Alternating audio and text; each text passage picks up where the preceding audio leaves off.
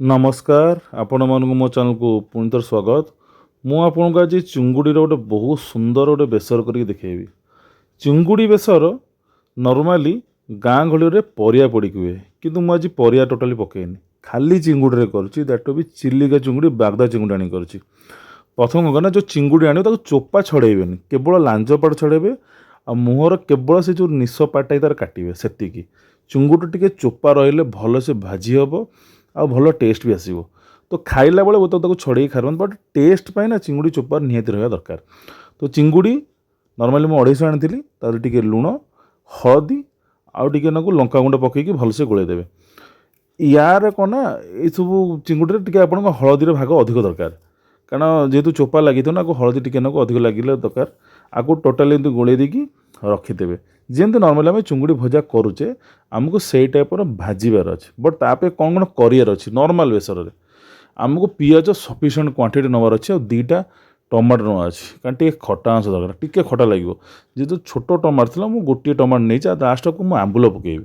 आउ सोरिष बटा रखी अदा रसुण पेस्ट रखी सोरिष रसुण और कंचा लंका चकट माने ग्राइंडिंग अदा रसुण पेस्ट 2टा को मिक्स कर रखाई। नॉर्मल एटा को गोटे साइड यूज कर बट मुझे 2टा को आट ए टाइम यूज करी। तो प्रथम गोटे पैन ने जो पैन रे आपन को सोरिष तेल टी भल क्वांटिटी दबा पड़ो भल क्वांटिटी सोरिष तेल पूरा गरम होला जो चिंगुटी आप रखि हलदी लुण गोलिक टी मान करके आट ए टाइम फ्राए कर लो मीडियम माने आँच दे करार अच्छी टिके टाइम लगे सत चिंगुड़ी बट भल से फ्राए हो दरकार फ्राए है मैंने तो टेस्ट ही अलग आसो। आ चिंगुड़ी भल चिंगुड़ीटा बास्ना जना पड़े टिके फ्राए है ना देखो यही टाइप रेड पड़ी बास्ना जना पड़ो भल से आपको फ्राए करदे कि गोटे जगह को काटदेवे आ सेम पैन रे जो थे आप चिंगुड़ी से तेल आउ टे बहुत तेल पकई पारती जदि रिक्वायरमेंट अच्छी ना तो जहाँ तेल थो से आराम से टिके नाक फुटण पकईबे पंच फुटण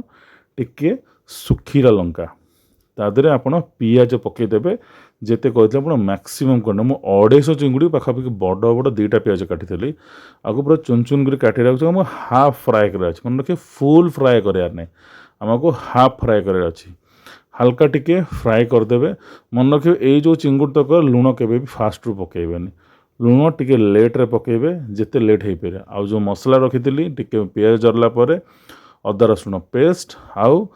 सोरिष मसला 2टा को गोटे जगह पटेबे आधे आट टाइम पकईदेवे टमाटो आपको टिके फ्राए करेंगे आउ जो जगह आप सोरिष बाटिक रखिथे सेम जगार आधे पानी पूरिकी आधे टिके भाजीला हल्का हल्का कर आधे पानी देवे पानी देला देखिए जो सीझब ना कारण जो सोरिषटा बेसी फ्राए करा जाएनि बेसी फ्राए कले पिता लगे तो ये हल्का हल्का आमको पानी देकी आपको संपूर्ण मसला को भलसे आपको सीझेयार अच्छे पूरा सीझा दरकार। मन रखिए आदर ना जीरा पड़ो ना धनिया पड़ो ना गरम मसला पड़ो एतिर जिनस किसी भी पड़ार ना तो ये किसी अलग टाइप हिं करार अच्छे आपको देखिए जो भल धीरे धीरे धीरे फुटवा आरंभ हम से कंचा रसुण चोपा लगी किछिटा 5-6टा फटैक पकईदेवे कौन पे यार भी फ्लेवर थाए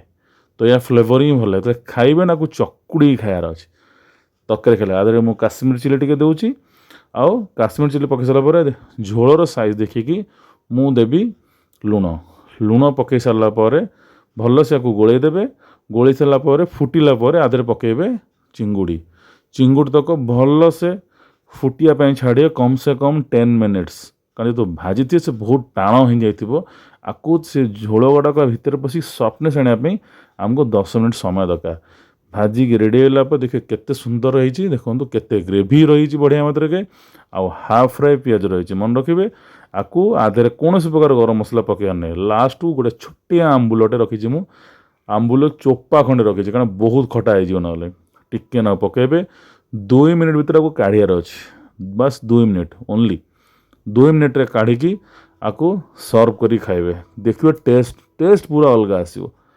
तो थोड़े एमती ट्राए कर देखूँ बहुत प्रकार चुंगुड़ी खाए था बट एटलिस्ट यही टाइप तो थे कर देखा